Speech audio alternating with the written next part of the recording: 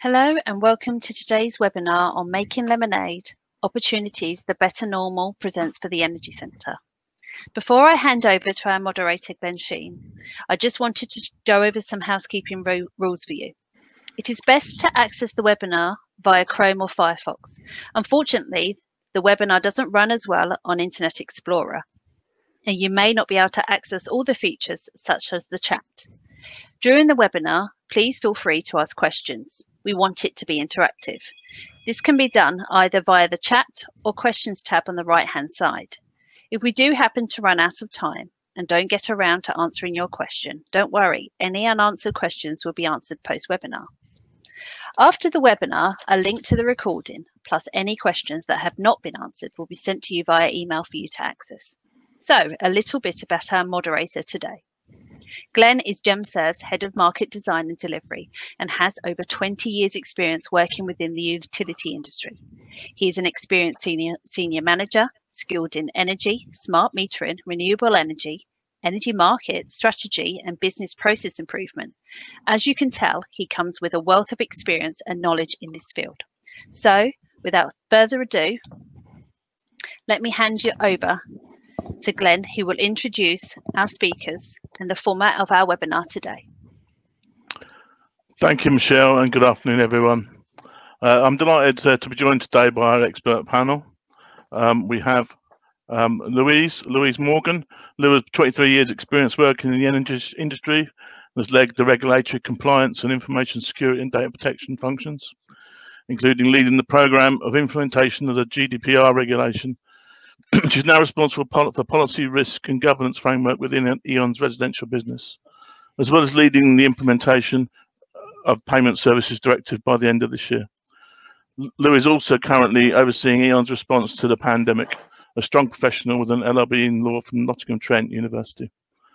Ed has over 30 years experience working with leading edge and innovative technologies to realise business benefit. He has worked in energy for many years with energy suppliers, as well as with BAYS and CCAS on the smart metering. He's currently the lead of GemServe's digital services practice. Ian has over 20 years experience of cybersecurity and business continuity across diverse sectors, including healthcare, communications and oil and gas. He has recently led the risk assessment for the Republic of Ireland's national smart metering programme and leads the security team for the MRA. So I think our title was making lemonade from lemons. I think that's the old expression goes, if life gives you lemons, make lemonade. And I think we're looking at the opportunities now that we can get from the fact we've had COVID and potentially a lemon looking at us. So without further ado, I think we'll move on to sort of what maybe our first question. I'll bring in Ian maybe and what he thinks around this. So Ian, what do you think has been why is cyber and business continuity going to be even higher up the agenda post the COVID-19 outbreak? Yeah, thanks, Glenn. I think first of all, we fundamentally had a perception of impact and disruption changed, and I think back to some of the conversations that I've had with people, even as recently as January this year, and talking through with organisations, their views on disruption and what was disruption and what were they planning for, and nobody perceived a scenario where we would go into a 3-month lockdown and potentially beyond. So we've had a shake of what we believe our resilience to be and what we believe disruption to be. And for the energy sector, there's three core areas. One is the obvious one: we've got to keep the lights on. And so moving forward, we've got to transit from the current disruption into whatever BAU becomes, and look beyond as to how do we keep customers connected. And then within that, we've got the increasing use of online payments, the move to online payments, and the impact that then has. We're starting to not have a regulatory, not just a regulatory impact, but we've then also got to have the systems, the procedures, and the processes in place to be able to support that atmosphere, that environment of online online payment and protecting those payments. And then we're looking at how do we deal with continuity within continuity. So at the moment, we're starting to see the emergence of localized lockdowns. And we've all got and we hear a lot about, in terms of what will happen with potentially a second wave that's combined with standard flu, and maybe waves going on beyond that. I know within GemServe, we've certainly talked about, the potential for a cycle of disruption and then return to a new normal, and so organisations are going to need to start looking quite quickly about not just trying to go from a period of lockdown to a period of open for business, but also how are they planning for the impacts of further measures, whether they're localized or whether they are across the country. Yeah, I mean, I know, Louis, you've been at the sharp end of all this and over the last 3 months or so. Does that sort of ring true with you and what you see on the ground? Yeah, it does actually. So I've been overseeing the pandemic response of E.ON. So Ian's absolutely right. It's been about making sure we're looking after the critical activity, keeping the lights on for our customers, making sure any of those customers that are potentially in environments where they need to can't leave the house, have to isolate, and how they make sure they maintain continuity of supply. And keeping the heating on. So whilst you're doing that, there's also the piece of overseeing how you manage your pandemic, how you track, and what you look, making sure you're tracking and thinking and making fully informed decisions in a really fast-paced environment. So with that sense of urgency and looking and having our customers at the forefront. So, for example, in E.ON as a company, if we look at the sort of the decision-making spectrum, 61% of the decisions made today have all had to take place before the end of March, which shows how really important it is to get your business continuity and pandemic response off the ground as early before the pandemic hits or before any event hits, and have that regime in place to support that fast decision making and make sure the right decisions are taken for the right reasons. I suppose one of the things I'd say there is, which we found was really beneficial, is to make sure you have your clear and common goals, objectives really clear up front. So knowing that that's your focus and that you're going to make sure that you're putting your customers first and keep the lights on and the heating on means that your decision making always links back to that. So even though it's fast paced, you're making the right decisions as you go along. But coming on to the point about local lockdown, we've sort of gone through a transition of having a really defined and daily governance structure in place with different levels of management, but just to make sure that the decision flow is there. And then as pandemic has settled in, it's been about, okay, so we're able to pause and take a little bit of a breath, but it's then about revisiting those decisions, and when you switch back on things that you've switched off, when's the right time to do that. And then moving into the lockdown, the local lockdowns, we never thought we'd have a lockdown, now a local lockdown straight away, and we have with the Leicester lockdown. So it's then about evolving it, and it's going to become the new normal, as Ian says. So how we deal with that in a new normal. And data is a really important thing to help support that, knowing what people you have in those areas, and how you manage your local lockdowns, what services you have in those areas, so you can dial up and dial down what you need to as and when. So yeah, it's a new normal we're transferring to, but it has been very challenging, but very rewarding as well to go through that and to show that rigour that you practice for in your business continuity plans, but enacting that and seeing it actually work. I don't know, Ed, from your experience in wider sectors as well as energy, do you see that people have moved much faster, much more? Digital transformation is what we're all focused on. A lot of the industry these days, is that something that people have been up their game in the last few months, or is it something that's? I think they've had to. I think they've had to, and we have seen that, certainly. I mean, the a lot of what Louise has talked about there has been quite true, not just within the energy sector, but across other sectors as well. And I think a lot of organisations have had digital plans, transformation plans in place and strategies for a long time.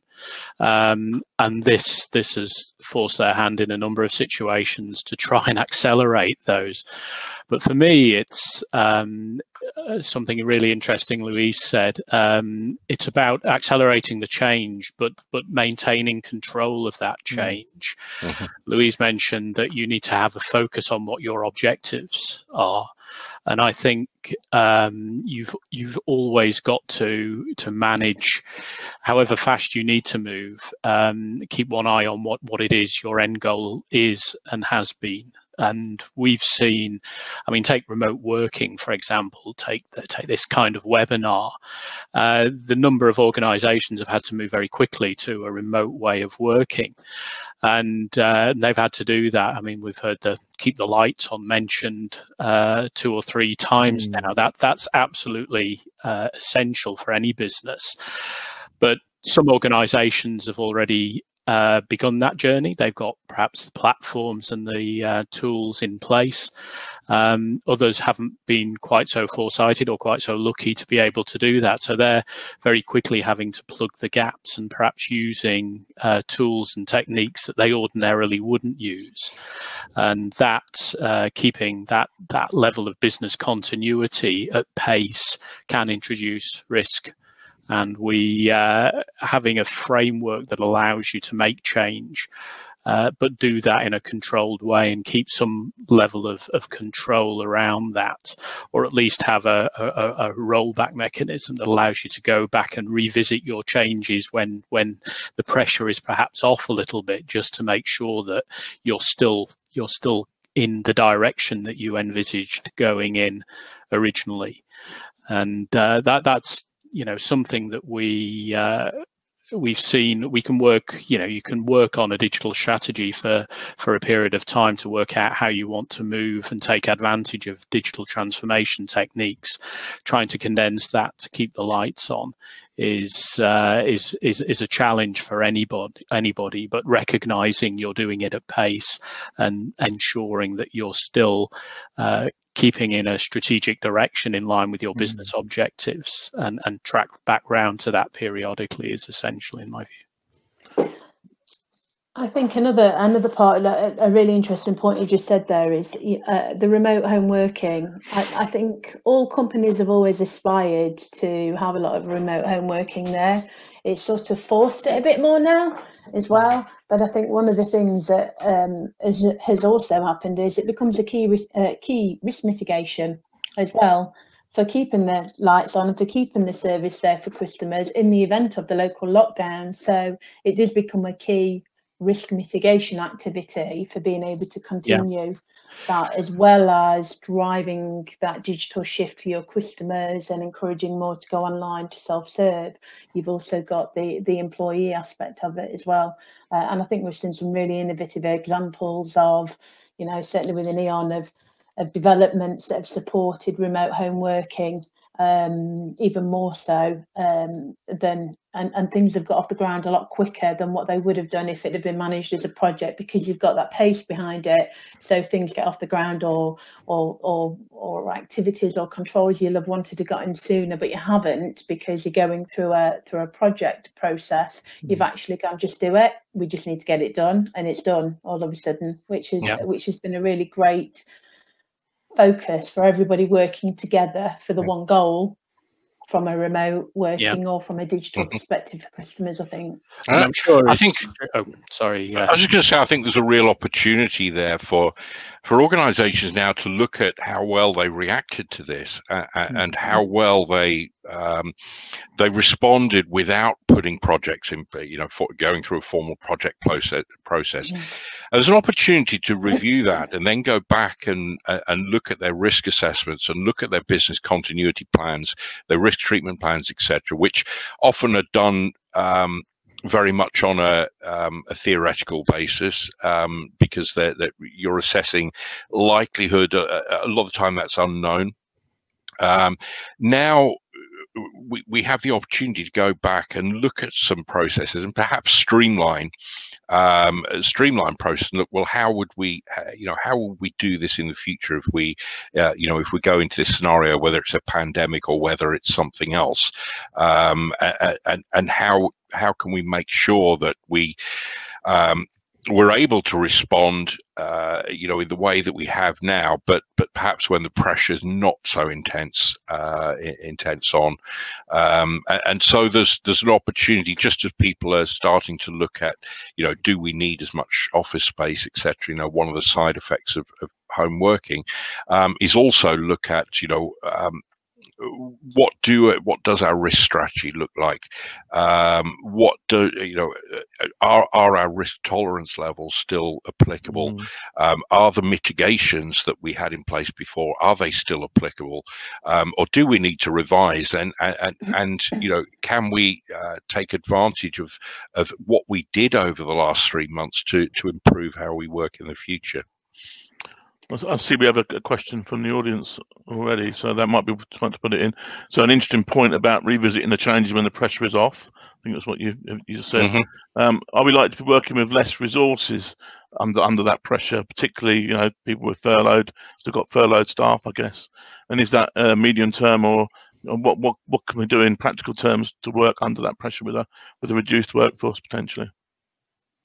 Well, I think certainly from my perspective, from the looking at the compliance side, we're definitely seeing an impact in terms of organizations within the energy sector and their ability to meet pre-COVID compliance targets, and that's understandable when you're in a scenario where a lot of the workforce has been put on staff retention, etc., and you've got to relook at how you do it, rather than throwing security and privacy and continuity out the window. Then you can argue that as long as we're looking after the customer first, we can then catch up with the compliance side after, as long as we're not putting the customer at risk.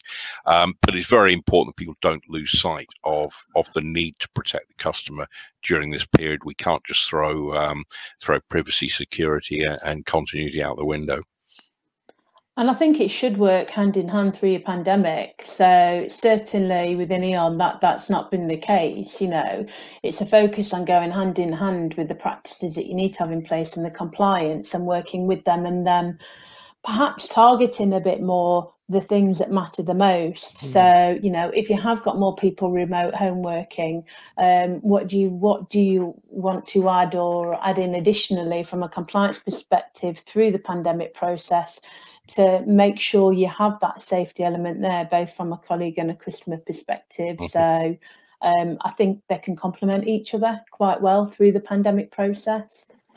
I think maybe in the energy industry we do tend to sort of be belt and braces sometimes as well, don't we, with our risk aversion? But have we learned anything from this, that actually some of the risks are worth taking? Or is that the right way of putting it? We can learn that, and maybe some of the things wouldn't go back in place, notwithstanding, Ian, your point that we still need to make sure we're complying with everything. Well, looking at the question of working with less resources and under pressure, how do we manage that? For me, it's a case of looking at the risks, of revising the risk assessment, and perhaps reprioritizing. And again, it goes up to senior management to decide whether their view on risk tolerance has changed. And then going back to the risk assessment to reflect that. I think there's also a point about using other innovative ways of compliance checking as well. So it doesn't necessarily need to always be resource based. There are tools, there are analytics, there are speech analytics, there are various different tools that can complement your compliance regime and help in different ways. The other thing I'd say in terms of on the appetite piece for risk is I do think it's an opportunity for looking at your risks and You know, perhaps things that you had where you had more of a risk appetite, you may not have as much. You might have a prioritisation where, I don't know, for example, activities involving moving things to cloud-based solutions might be something that you want to prioritise now, because that more supports working from home or supports continuity in customer practices more so now, and are more of a priority now than perhaps you'd have placed them in the priority order before COVID started. So there is an opportunity to definitely do that, and certainly reflect on some of those things. And I think as well, the on the point of working with potentially less resources, especially if you furloughed them, is you can also look at certainly some of the digital innovations that are out there to try and automate some of your processes you might not have looked at before, freeing up some of your staff that are working to focus on other activities, some of those frontline activities that you might suddenly need to focus on as a result of coming back round when the pressure is off. We've seen in health, especially where they've had to innovate quite a lot with robotic process automation and other AI techniques to try and automate areas of their processes, which they haven't done typically in the past due to perhaps information assurance risk or clinical safety risk, which they've recognized that actually now they do have an opportunity to do that, releasing some staff to look at other areas of the business where there is genuinely a higher risk and needs more individuals, actual people looking at things. So, and I think that relates a little to your point, Louise, about looking at cloud-based solutions to enable remote working. Also, a great tenet of digital is to make systems more customer-centric. Sometimes that involves using digital tools to put more control in the hands of the customer directly. So you also free up some perhaps back office activity by having, digital straight through processing, through digital front ends through to your back end systems. It's typically safer from a risk perspective because there's no manual intervention there, and it frees up again staff to do target elsewhere. Yeah, and I think certainly in the energy industry, we have a wide range of size of company as well, don't we? So we've got some big multinational companies that spread across the whole globe, and we've got some really smaller companies that have very few people working, if you like, and carrying out a lot of number of processes. So I guess, Ed, is that there's not one size fits all, but there's a products out there that suit, and techniques that suit all those sort of people. I mean, especially if you're growing, you're a growing company as well. Absolutely. I mean, it's again, it's a lot of the techniques aren't necessarily different in COVID times. There's just more of a pressure to move things forward. I've worked with one quite small energy supplier that's grown through acquisition, facing a problem a lot of such organizations face, which is they've acquired not just the organizations, but the people, the processes, the technologies that underpinned those organizations. That often means they have data within the organization now siloed in different parts of the organization based on those acquisitions, and have a terribly difficult time trying to consolidate that. So when you look at, for example, who is your customer, having a single view of a customer across a number of acquisitions you've made, which might be the same customer over and over again, but with different touch points into their organization, or different contact details, and the quality of the information might be different for each of those. There are techniques using enterprise architecture type techniques and data architecture to try and look at some of what you now have as a set of disparate systems, to try and pull that together into one consolidated whole.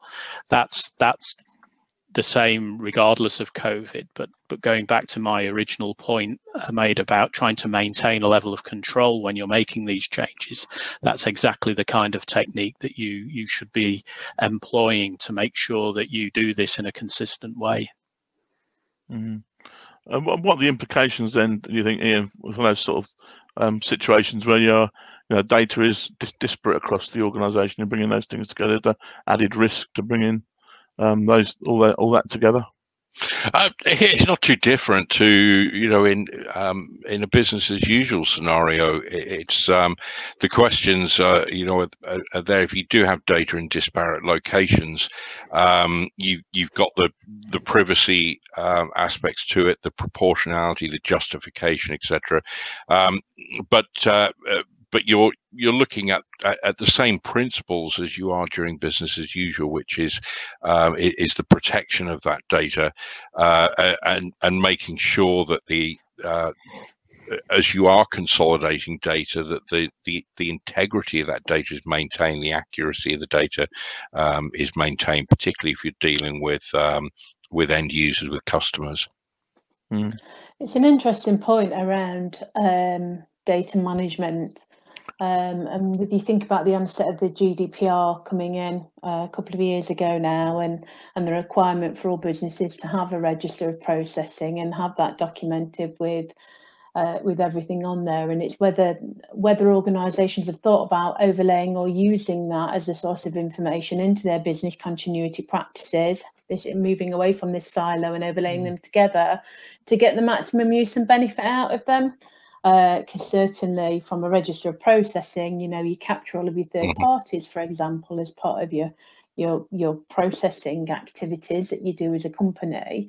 And actually, in business continuity terms, it's essential to understand those third parties as well in your BC world, but in your GDPR world as well, and overlay them so that you know who your third parties are for as a key dependency on critical activities, for example. So the two can go hand in hand if they're overlaid. But I think the point is, do companies think about it in that way and overlay and make the best use of the data that they have? And we certainly see, the question of third parties and supply chain is certainly hitting people at the moment, where this week or over the period of the last 7 to 10 days, in particular, as organisations are starting to think about operating. We've had construction go back to work and starting to reach a positive point at the moment. But organizations are finding, those that have gone back and are fully operating, are finding that they are having to revamp their supply chains. Some of their suppliers no longer in business. Some of them are unable to supply to the same degree as they were before because they're having problems sourcing. And this is where there's a danger of, do we cut corners in that? So supply chain management does come into it, and in particular, if that supply chain is involved in the support or processing of your data.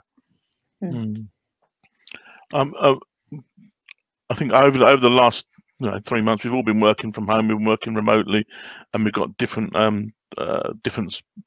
providers, for example, that we're losing. And we've seen cyber attacks over the last number of years, and some high-profile ones in the last few months as well. Do you think there's if this is the new normal, and we are going to be working or a better normal, working more from home and more remotely, what's the impacts on that for for businesses and data security and systems, I suppose? I think purely from a security side, people have worked remotely for the last 20 odd years. The big difference is that those people that were working remotely before this disruptive event were doing so, had planned to work remotely, and so they were used to the technology. They had the environment in which to work. They were aware of the organization's remote working policies and acceptable use policy, etc.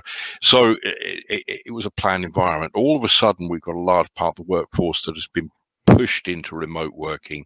And we have to look at ourselves and say, have we just accepted that, we'll get the technical solutions in place to get these people online, but have we done anything about the education piece to actually take people through remote working? These people are, the people that have suddenly found themselves home working will not be as conversant with remote working policies and protocols than those who had planned to be in this situation. So that is where there's a danger that that they are more vulnerable to cyber attacks or to information leakage because of their working environment. I think it's across data protection and information security, actually, because you've moved from a situation, like Ian said, to more perhaps front-facing colleagues working in a home environment that are normally used to a clean office environment. So it's around people being in their homes, working from home, getting the priority and the service there for customers, but doing that in the most secure way, and then being really conscious and having that information and awareness forefront of mind. Whereas in an office environment, sometimes you don't have to think about it. You're in a clean environment, your bag goes in a locker or whatever. You've got all of the controls there, and you've got people you're working with or your manager there overseeing you. It's great and it's empowering for people to be at home, but depending on people's situations, the type of home environment they've got, you can have people living with others, sharing houses. You can have people that don't have a quiet space that they can lock away to work from home.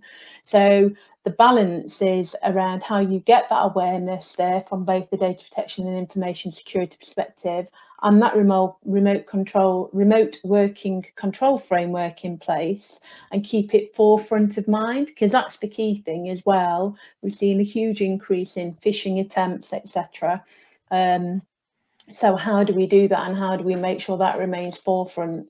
And in an office environment, you can have things around on walls and you can remind, but in a remote working, it's not that you can't do it, it's that you have to do it very differently to keep it forefront of mind, I think. Yeah, and I think there's an example there as well where you can roll back and look at your policies again, having enacted that moving out a lot more of your workforce to remote working, and how you can sustain that going forward. Some organisations have started looking at their policies, the kind of flexible working policies to a work from anywhere policy, and what that actually means. And that relates to some of your points there, Louise, about having a quiet environment, having reliable internet, being able to conduct meetings in a remote environment that could be confidential in their content, as well as frontline customer facing situations which are confidential in their content as well, without having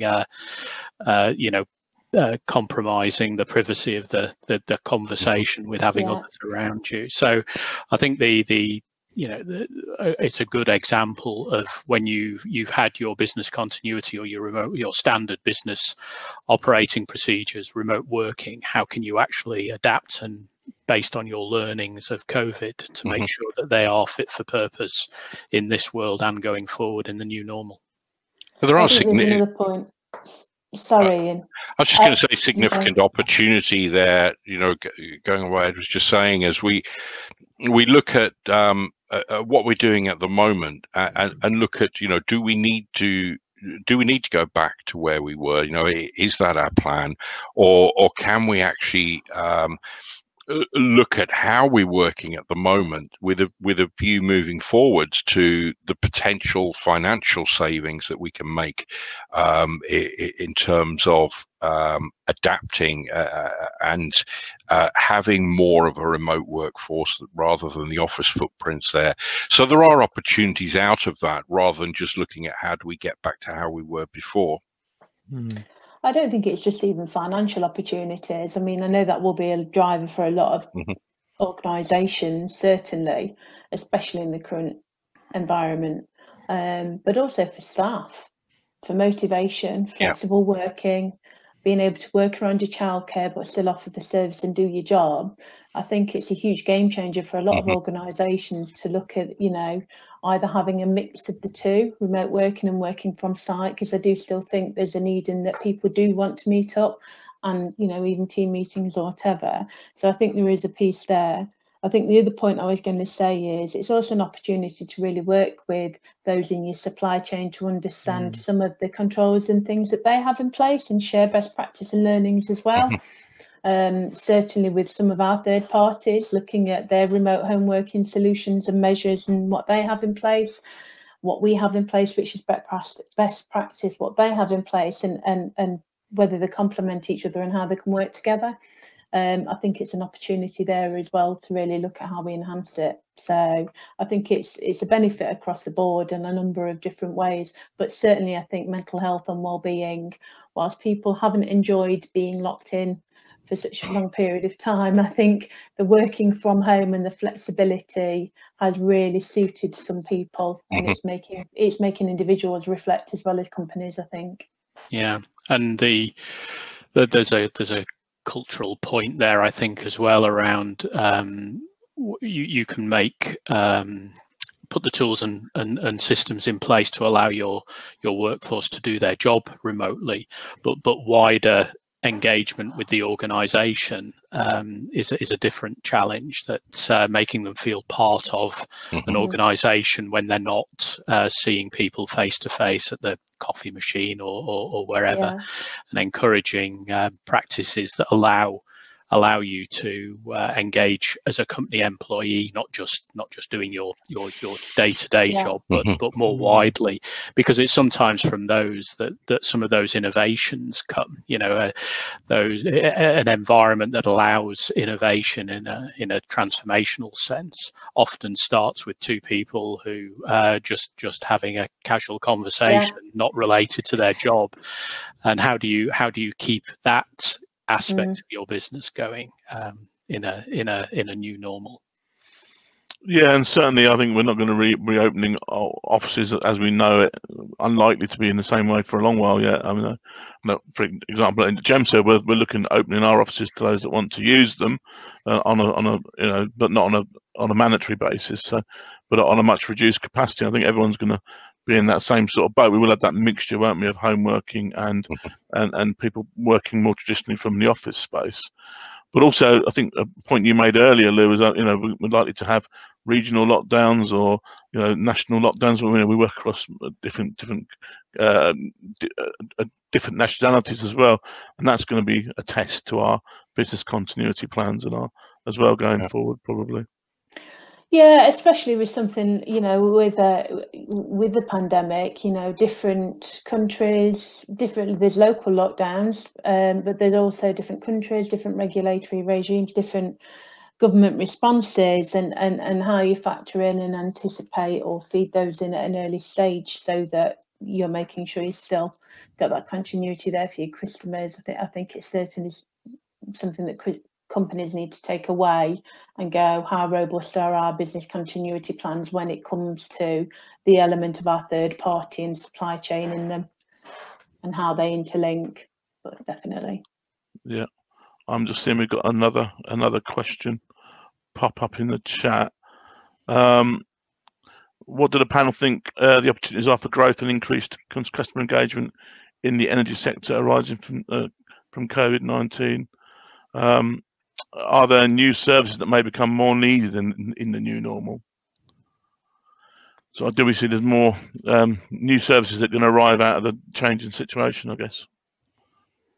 So certainly from our experience, we've hosted our first online customer immersion sessions from a customer engagement perspective, which have gone really well.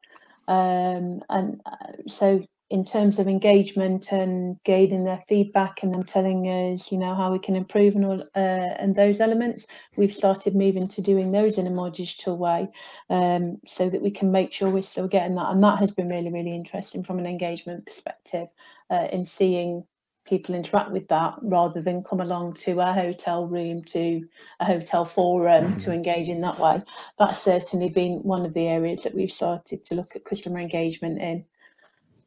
Customer engagement, when we do get that chance to engage with customers, they become more important almost now, because picking up on I think what you said earlier, Ed, you might have integrated 3 or 4 times with the same customer over different services, but is there an opportunity then to sort of make those engagements more profitable for both the customer and the organisation? Yeah, quite possibly. I mean, if you've got a situation where, you know, 2 arms of your business are dealing with the same customer in different ways, if you don't understand that as an organization, if you've not got that single view of the customer, you can't plan to rationalize those interactions to the benefit of the customer as well, having, you know, two separate contacts with them. Sometimes it would be more efficient for them and for you as a business to be able to consolidate those down into a single point of contact. I mean, take for example the biomass world, where you might be a fuel supplier of biomass. You might also service somebody's boiler at the same time. Wouldn't it be great if your supplier, your supply part of your business, having delivered the fuel, wasn't just driving off site as your boiler maintenance guy appeared, and the two could be handled in a single site visit effectively. So there are always opportunities, I think, to try and make the customer interaction more consistent for the customer, and at the same time benefit you as an organization in making things more efficient at the back end. I think picking up what you said, you're not going to have these big events, hotel events potentially, where people want to interact differently nowadays, and certainly they've started changing. We all see that some people can work because their home circumstances work more better in the morning or better in the evening and across that. So I suppose digital processes allow that interaction to be more effective as well. Yeah, they do. There's still a challenge there when you think about the more elderly or vulnerable customers and how you engage segments of customers which perhaps aren't as digitally savvy, and how you make sure you have a focus on those in the new normal and keep that focus there from an engagement perspective. And I think that's one of the challenges that a lot of companies will face and that will need to work through the best ways of doing that. But certainly, yeah, from an immersion and engaging customers, driving customers more through the digital self-serve journey, I think serves 2 purposes. One, from a cost to serve perspective in terms of being able to service themselves, but also by doing that, I think customers take more of an interest in what they're using, for example. So you start to get the sort of they're becoming more educated in themselves the more that they self-serve, so it helps on that front as well. Yeah, so I suppose that enables energy companies, if they do tailor these things to customers, customers are able to do things like predict their billing, reduce bill shock, and that sort of thing. Especially people that are on lower incomes and things, that won't necessarily have had meter reads and things over the last few months. So there's opportunities there, I guess, for companies that can do that sort of thing. Yeah. Okay. Focus back onto our questions. I think we talked about some of the opportunities that might exist for energy companies that can do these sort of things. Any other areas where you think we can see benefits for across our industry?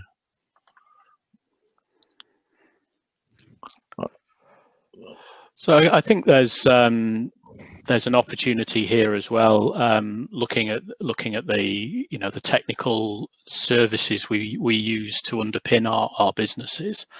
There's always an opportunity there to look at what we've actually used, look at what's worked well during this period of remote working, what hasn't worked well, what hasn't worked at all, because actually there is, there's a level of our business processes that relies on some level of manual interaction that you just haven't really appreciated until you've moved to an all remote model. I think there's you can look at the technical and operational resilience of your organization across the way you use data, the way you have business processes, the technology that underpins that, and the way that different individuals work within that environment. And use this as an opportunity now to see what has worked well during the COVID crisis, and what can be improved, and use that to drive efficiencies going forward. Right.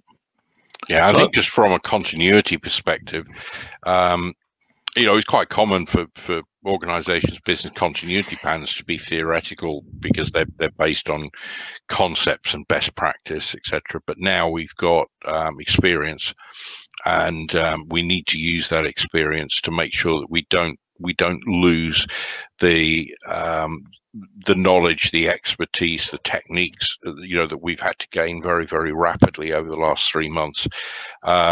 3 to 4 months. In the future, we mustn't be complacent, and that there is the opportunity here in terms of getting our future continuity into much better shape. A lot of organizations will admit that they were caught out by this, and that's understandable because nobody perceived the severity of disruption, but we mustn't lose the advantage that we've now got and the experience that we've now got. We must use it. Yeah, I think there's a training piece. Sorry, Ed, carry on. I was going to say, you were reminding me of a situation I was in some years ago, where working with an organisation that used a large system integrator provider of some of their critical systems for their business, suffered an outage of service, and they had, their service provider had business continuity and disaster recovery plans, failover sites, and all of those things that you exercise maybe once a year if you're lucky under your service levels. But in reality, when it came to using a disaster recovery process for real, it was quickly arrived at the decision it'd be quicker to fix the system that had crashed than it was to fail over to the disaster recovery system. And I think this, as you said, this will have pushed us to actually exercise some of our business continuity plans that have only been theoretical to date and have not really been exercised before. And as well as seeing how well they've worked or not, we need to look at how we exercise them in future to make sure that it becomes less theoretical when we have to use them for real. I think that's definitely the case. I think one of the pieces which links to that, when the socialisation piece, is more people in the organisation understanding and being educated on the business continuity practices and the tools that are there to support them. Because for something as big as pandemic and managing that as a programme and it hitting on all the different services that you offer a customer or are having to review, certainly making sure, not everybody is an expert at making sure they have their plans in place and that they know how to do a plan and that they know the business continuity arrangement. So socialising and exercising it more often means you've got more people in that place for if something happens tomorrow, there's more people ready for the plan of attack to deal with it. That's good. I don't think we have any more questions from the people on the webinar, so I was going to suggest that we sort of wrap up at this stage. I think 45 minutes is probably about the time we want to hold people's attention, and so I'd just like to thank you all for the panel for taking part today, and thank those of you on the webinar for listening to us. Thank you, Glenn, and thank you to our presenters, Louise, Ed and Ian, for an informative and interesting webinar. A link to the recording of this webinar and will be posted on our website for you to access, so please look out for this link. As I said, that we'll also probably share this in a follow-up email. Do also look out for our future webinars. We have another one in a couple of weeks, on the next one on our Who Watches the Watchman series, so that one is another one that should prove interesting. Thank you again for joining us today. I hope you have a great week, and please do join us next time. Take care. Bye-bye. Bye, everyone. Thank you. Bye-bye. Right. Thank you.